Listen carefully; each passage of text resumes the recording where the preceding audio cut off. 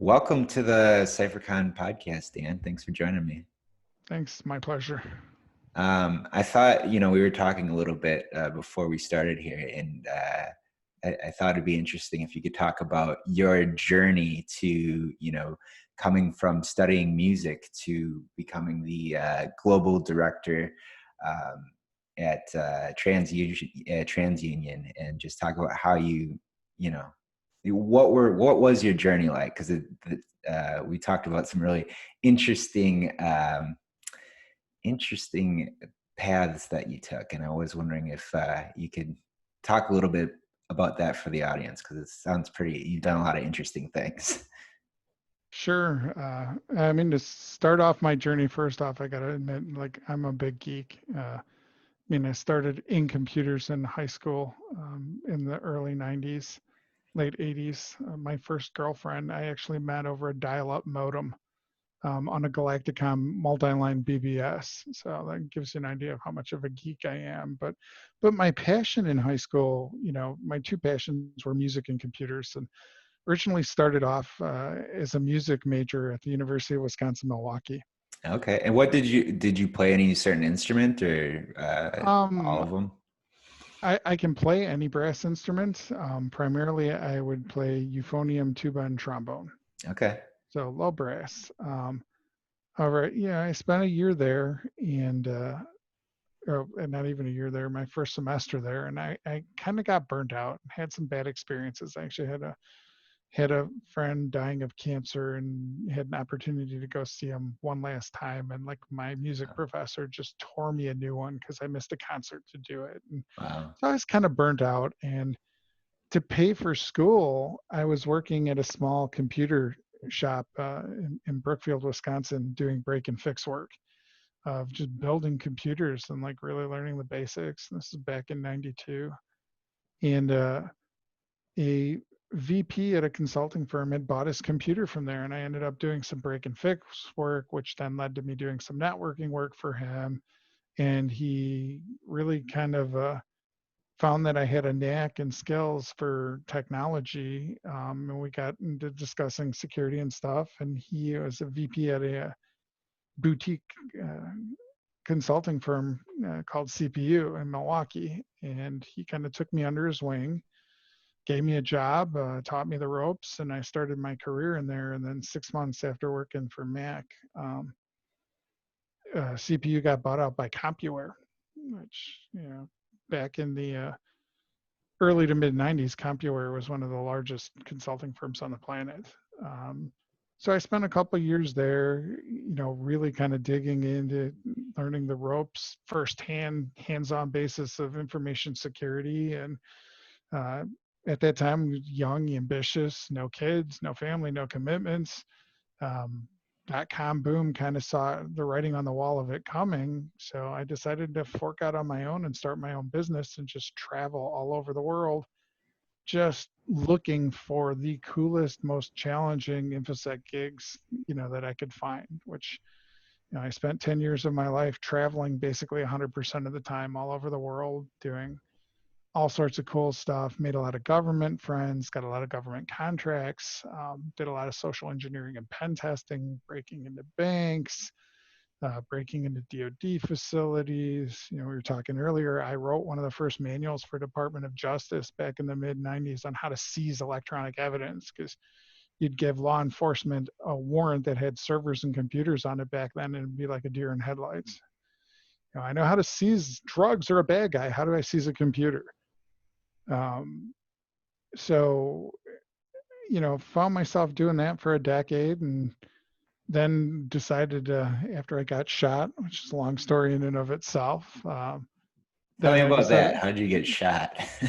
well, when I wrote the manual for DOJ, actually my buddy Ernie and I did, and we had just finished the final draft of it, and DOJ had gotten a call from the DA of, hey, we have this bank that the DEA is working with the Peruvian government on investigating for drug laundering, because we're pretty sure that they're laundering drugs for a Colombian cartel. It's an international bank. They have branches in both the US and all throughout LATAM. And, they worked with the Peruvian government. They have these warrants and they have computers and stuff on them. We don't know what to do. Oh, we got just the guys. We'll send them down to oversee collection of evidence.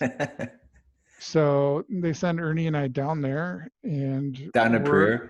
yep, we were in Lima. And I mean, we were young and naive and didn't have any idea what we were getting into, but, should have been a clue when we walk in and, all these D agents are, putting on Kevlar and, there's working with the Peruvian military in full gear. Oh, wow. And, it's one of these, well, okay, well, you guys wait outside here. We're going to go in and we'll clear the bank. And after everything is all clear and stuff, we'll bring you guys in to oversee collection of evidence. So they went in and they cleared everything out, and they brought us in to oversee collection of evidence. And I guess they felt that the president of the bank, who was like all in a really nice suit and all professional, wasn't that big a threat. They had patted him down, all that, but apparently somehow they had missed that. I guess somewhere in his suit coat, he had a little 38 snub-nosed revolver like sewn into it. And the next thing you know, I hear gun bang, and I got clipped where it hit me in the top of my right calf and came out the bottom of my right calf. Oh, man. And the next thing you know, there's a DE agent and a Peruvian corpsman like running up to me, and like while I'm standing there, the guy pulls out a med kit, is trying to convince me to lay down, but I'm kind of in shock and don't know what's going on. Pulls out a scalpel and slices my calf open to clamp off the artery because it had clipped the femoral artery, and I guess it was like squirting. Oh, wow. Which point I pass out cold, and I wake up on a helicopter that's we as well didn't know was flying us to a carrier sitting in the Gulf where special forces were waiting in case something went wrong. Oh my gosh. So, That's which like is some funny too. mafia shit or something. Oh, it is. And this was actually right before my 21st birthday. And You were only 20 when this happened? wow. Actually, Wow. it was one of my birthdays. I got to think about that. 96. Actually, it was older than 21. It's still early 20s. And I missed my birthday, and I'm an identical twin. So Okay. I was supposed to go out for dinner with my mom, my dad, my sisters, and my brother for our birthday, and I actually missed it while I was laying in Bethesda Naval Hospital recovering.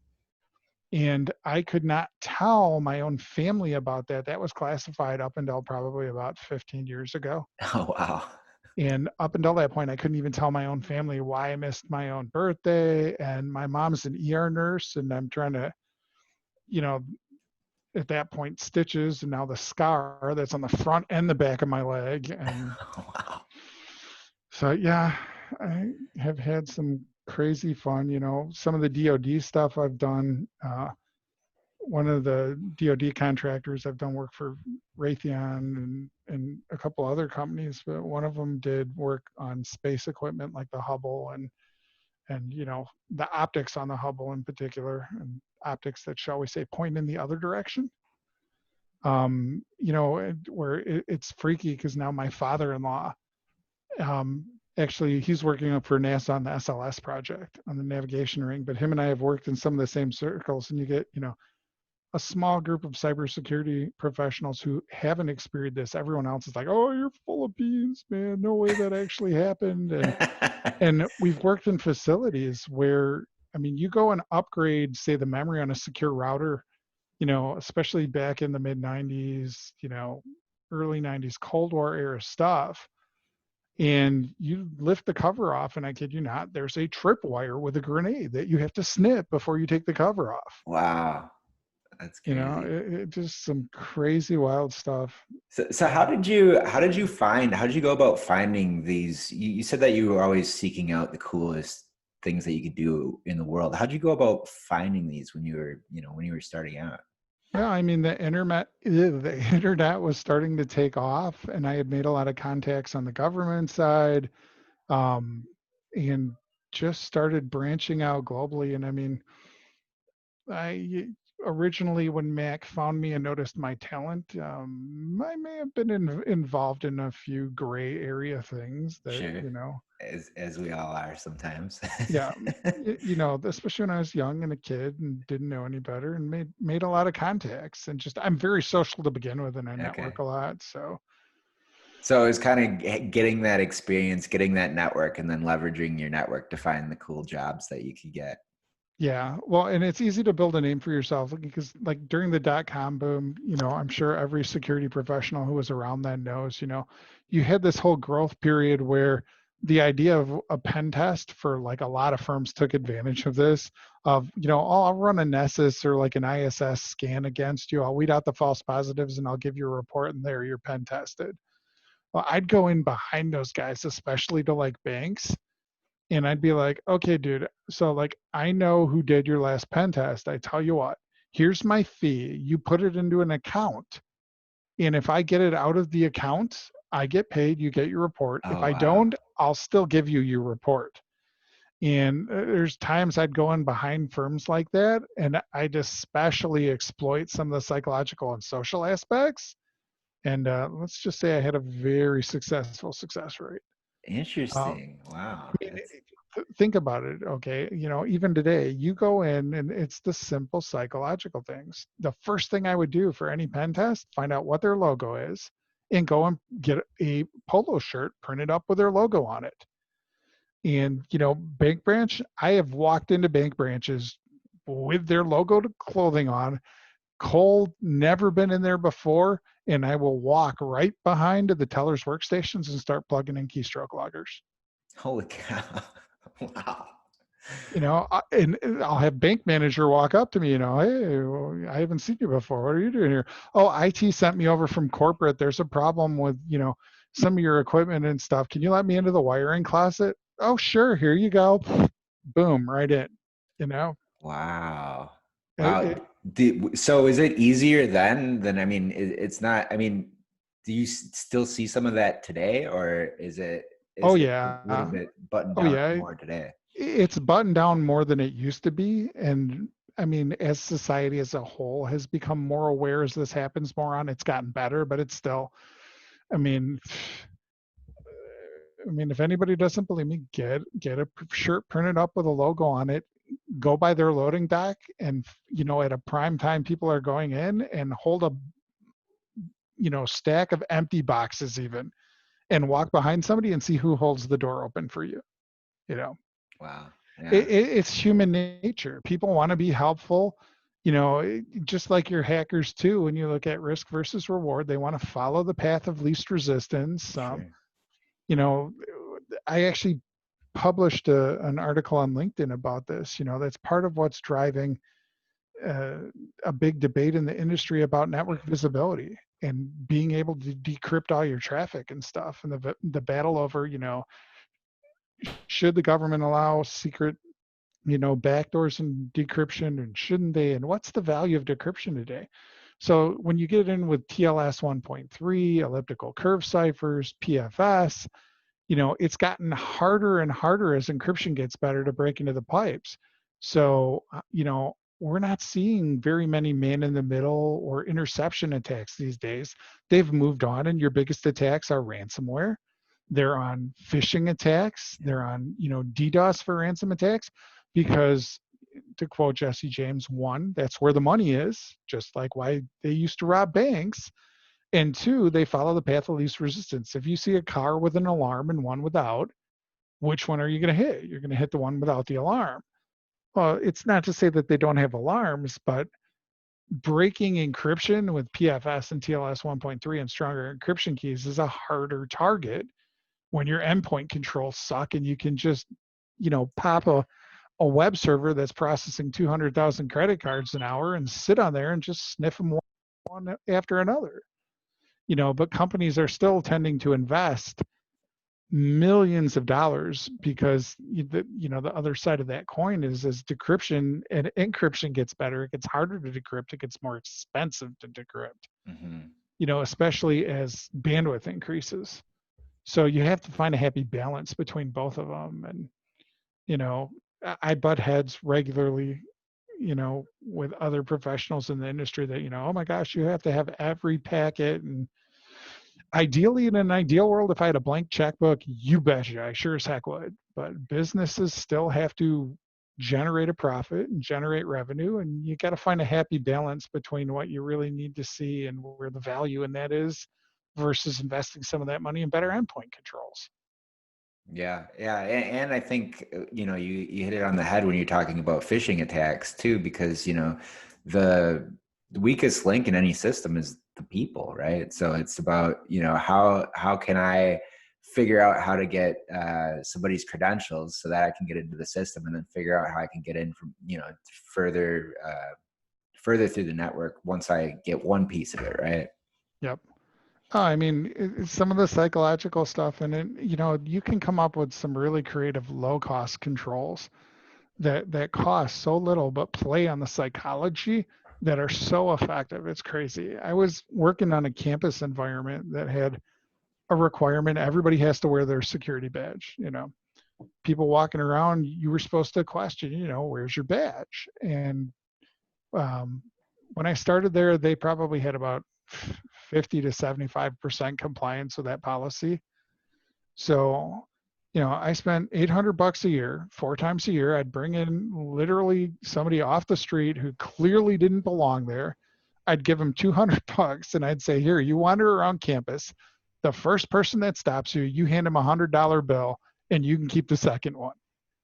And I mean, within 24 hours, we would go from, a 50 to 75% compliance rate to over 99% compliance rate. Wow, And the detection time of somebody not wearing a badge, I mean, people were actively looking for it. It all plays on psychology. yeah, aligning those incentives. If I can get $100 for reporting someone, yeah, I'll do, or asking them, right? Like I'll do that. Yep. And it's risk versus reward. It's the other thing I harp on, and I don't get why more companies don't do this. Every application, every database, you know, you should be thinking about, how to detect malicious activity using low-cost psychology. Put in your application, put in a user account of Jay Bezos, with a password that's just weak enough that it's going to be one of the first ones popped.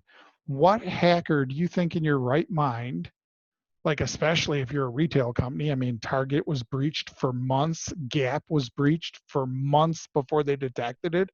If you put an account in there with the initials J Bezos, boom, you are going to know immediately if the goal of that account is this is just a tripwire, because there's no hacker in their right mind that is going to see that and see the possible reward outweighing the risk that thing isn't going to get popped like that. It's funny. I wonder how many Jay Bezos honeypots are out there. There's probably a few of them. There's probably a few, but if you in like within the corporate infrastructure of a Fortune 500 and stuff, I bet you there's very few, relatively speaking. And again, how much does that cost? I'm sorry, everybody should be approaching their CISO and their board. You got to let me do this. I mean, detection times are still in our industry measured in oftentimes in months. And the more time on target an attacker has, the more damage they do. It's a reality in our industry. It's not a matter of, if I get hit, it's when I get hit. Right. And detection time is key in reducing the amount of damage that they do.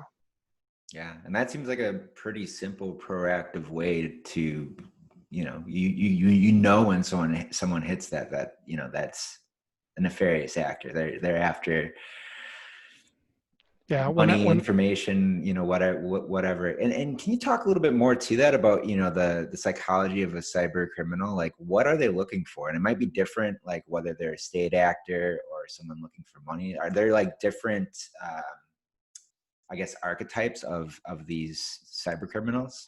Oh, there are. When I was at the university, we actually had a project going on when I was at the Mortgage Institute to classify and identify hackers as part of the compute cluster that we built there, scanning code, looking specifically for vulnerabilities.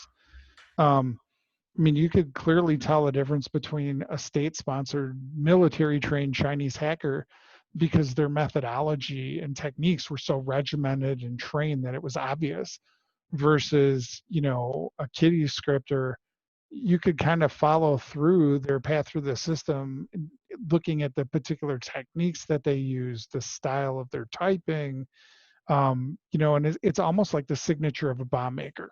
Mm. And that, every hacker, you know, unless you get into those state-sponsored sites where it's a regimented, trained program, has their own unique style and profile. Um, I mean, it really is a lot about psychology. We had one instant recently where, a buddy called mine up and was wondering, well, we got this server and nobody knows what it is, but it's, pounding on our database servers. You got any ideas? Is it one of yours? Do you know who I can call? And, I didn't have any clue of whose it was. So they immediately start going to technology. Well, let's track down the server. What port is it plugged to on the switch? Let's look at the MAC table, which would have taken them probably at least half an hour. And I went, wait a minute, what's the name of the server? And the server was something, something, something dash Linux dot domain name .com. Well, okay, took me a whole 30 seconds to go, wait a minute. Okay, so dash dash dash doesn't tie to like our normal naming standard or any of our locations. Where do you typically see dash dash dash? Well, don't you normally see that when developers annotate their code, they use their initials? Did anybody check if a developer's got a server out there, or if maybe somebody's doing some pen testing, or the red team's, probing you guys, and maybe that's the initials of a user? And sure enough, it turns out I made some inquiries into, you know, the red team that operated for that company and asked them, hey, do you guys happen to have somebody with the initials blah, blah, blah? Oh, why, yes, we do. It's this person. Oh, well, I think I just busted one of their servers that just caused an outage from the pen test they were doing. Where it would have literally taken them at least half an hour to an hour, and it was middle of the night of waking people up, to track down what this was, rather than just thinking again about the psychology of, okay, does this follow the naming standard? No, it doesn't. What could be these three digits be? Well, somebody's initials. Huh, that's interesting. Yeah, and yeah, it's a matter of, I guess, recognizing, you recognize that the pattern, it didn't fit the pattern, but like, okay, what pattern does that fit? And figuring out what are the habits of, you know, some of the pen testers or developers or whatever, like like what could this be? And I think that's an interesting way of looking at things, because I think a lot of times we kind of like look past like the obvious thing, right? And it's Oh, yeah. I mean, as geeks too, we tend to immediately go to, how can I technologically fix this? yeah, How can I get my geek on, rather than thinking about the why and the potential different avenues of motive, and that the human brain, plays into what's happening around you technologically. yeah. Well, let's switch gears a little bit and talk a little bit about, everyone working from home, and what this has done, I guess, for companies from a cybersecurity standpoint. And maybe you could talk a little bit about the zero trust model that a lot of companies are getting on board with, and I guess what that means for companies today. In general, with COVID, I mean, obviously, unless you're living under a rock on an island without any kind of media access anywhere, there's a large swath of people compared to, 6-8 months ago, that are working from home. Based on the fact that they're working from home, your network border and perimeter is exceptionally porous and mobile compared to what it used to be. I mean, we've always been heading that way, especially with the proliferation of mobile devices, but now it's accelerated that tenfold. And as such, you see a lot of companies rushing to get to the whole concept of zero trust, private access, security, access, edge, whatever you want to call it. of where, your data center is basically treated as a hardened entity, and even your own people are treated just like any Joe Schmo out on the internet of, we don't trust you any more than I trust Kevin Mitnick sitting outside my, sitting parked outside my building, or at a coffee shop at Starbucks. You know, um, you know, we're certainly as an organization moving that way, in that direction, as are many companies because of it. And, it's gotten a lot of industry traction, and it probably should. Why should you treat your users special as opposed to an average internet user, an untrusted user? It's spurring on a whole new slew of technologies, as well as tightening down the perimeter. Like, we're trying to get to the point, as are many companies, where the only access in and out of your company is basically 443 traffic. So everything's going to be encrypted, and you're reducing your attack surface. Where, especially with porous borders that we have as people on VPN and through remote access, it's like critical. What do you mean by porous? What does porous mean? I mean, the ports and services, people want to get to BYOD. They have devices. You're connecting with cloud services. The number of ports and services that are being opened up to networks that aren't adopting a zero trust model, especially when you get into companies that, for whatever reason, think it's a good idea to lift and shift their legacy stuff into the cloud. In particular, with all the openings that you're pouring into there, then that's now sitting in someone else's network.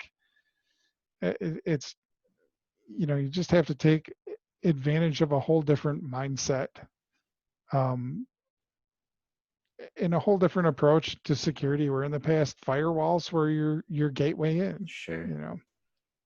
Where now your firewall is just a couple of ports, you know, but that's another area really companies don't do the best, and zero trust is really pushing them on this. And some too is a lot of companies have very poor emissions control on the concept of MCOM, especially when it comes to egress, which is another huge detective control of, if you don't know what's going out of your network, for one, there's far too many companies that still, their outbound firewall policy is allow any, because, hey, they're inside the network, we trust them.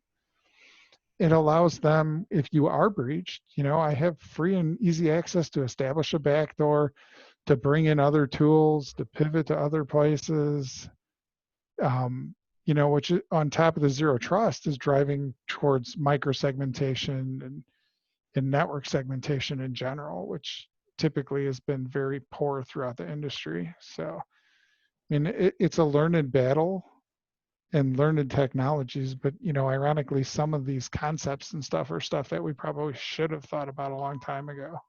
No, that's interesting, because I mean, you think about, a lot of companies are moving to, a lot of cloud services, whether it's AWS, Azure, and from what I'm hearing from you is now you also have people from the company that are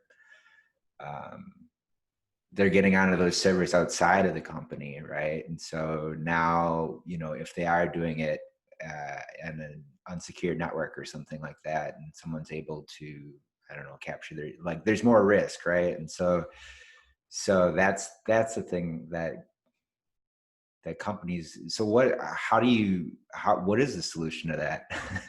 I mean, the solution to that, really is having good policy and procedure, but as well having a good CASB in place. I mean, companies that are doing cloud, just because of the exfiltration, I mean, the migration to cloud really has moved security from more of a technological controls to somewhat technological controls, but those controls are driven around identity and access management, configuration management, and drift control.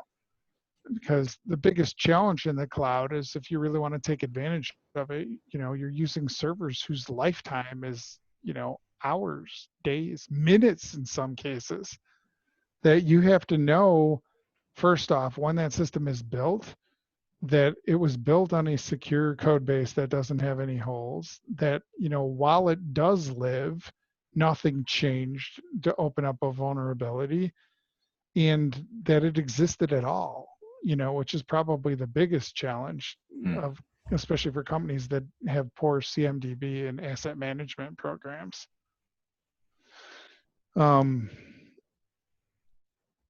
yeah, I mean, it changes the whole paradigm of things. And, you asked how we're tackling that. Like I said, in particular, we're implementing CASB so that, users should only be allowed to go to uh, approved tenants for the organization.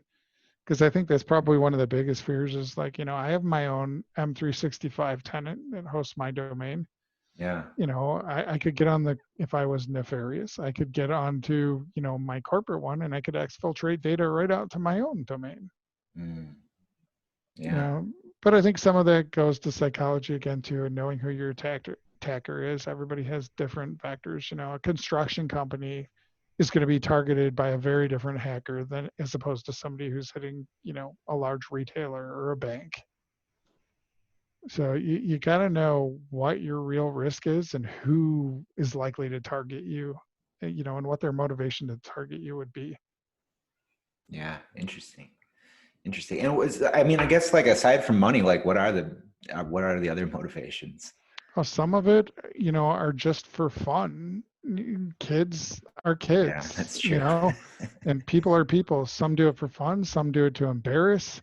And money can take different forms. If you're going for identity theft, you're going to want to hit a big company like TransUnion. We have a ton of identity information. If you're going to go after money, you're probably going to hit a big retailer, somebody with lots of credit card information. If you're going after intellectual property, usually you're either going to be somebody who's paid by another company, or you're going to be a state-sponsored level attacker trying to get intellectual property. Like a good example is with COVID. I mean, all of the major pharmaceutical companies that are doing any research on COVID vaccines are just being hammered on now by state level programs from various nefarious Huh. countries. Huh. I wouldn't have thought of that, but I guess yeah, that makes sense. Huh. Oh yeah, I mean, when one of the DoD contractors I was working for, good example of this was developed a landing gear on. You remember years back there was a reconnaissance plane that had a mechanical problem and had to make an emergency landing in China. I don't think I remember that one particularly. Now, there was one, and the defense contractor that I was working for had actually designed the landing gear on the plane. Okay. So, I mean, completely obscure part of the plane that has nothing to do with any of the surveillance gear and stuff on it. But the number of attacks coming into us from China went up by Huh. about 1,000% Wow. while that was going on. Huh. Interesting. Wow. So, Wow. Yeah, I learned a lot here, Dan. I appreciate you teaching me a lot about your path and learning the things that you learned along the way, and learning about these the psychology, I guess, both from like a pen testing side and then from the cybersecurity, the cyber criminal side. It's been interesting to talk to you. Do you have any plugs that you or anything you want to share with anyone? Any advice, anything like that? I mean, one, I'm going to say, if you're interested and want to learn more about me, just go to my LinkedIn page and start up a conversation. I'm very passionate about this industry, and like I said, I'm a big geek. Right now I manage teams all over the place, and my meeting schedule is just crazy. But at the same time, I love technology so much to the point I have a 42U rack in my house, running a small OpenStack cloud with various Linux versions. I have an Oculus Rift. I love technology, always will, and I'm always, even as I focus more on management aspects of cybersecurity. I'm always going to love the technology and be involved in it. I teach high school robotics kids Oh, to, cool. to high school students as part of the US First program. There's a huge talent shortage right now. If your kids are not, focusing on some of the STEM stuff and don't have an interest in technology and cybersecurity and stuff, a lot of potential. Parents, think about your kids, getting a career in cybersecurity, because there's a huge shortage right now. There's a big talent gap. Get them started early, get them started often, and they'll have a good career. And if it's something that they enjoy, which many kids do today, it's a very rewarding career. So Yeah, absolutely. Solving problems. I think that's I don't know. I know that like while I'm trying to solve the problem, I'm like beating my head against the wall. But once I got it, I'm like, all right, I did that one. That one felt good, right? So cool. Well, thank you so much for the time. And you said they can find you on LinkedIn. Is it Daniel Creed in LinkedIn? yeah, it's Yeah, Daniel Creed. Usually pretty easy to find on there. So, cool. Well, thank you so much for the time, Dan. And yeah, have a wonderful rest of your day. my pleasure. Thanks a lot.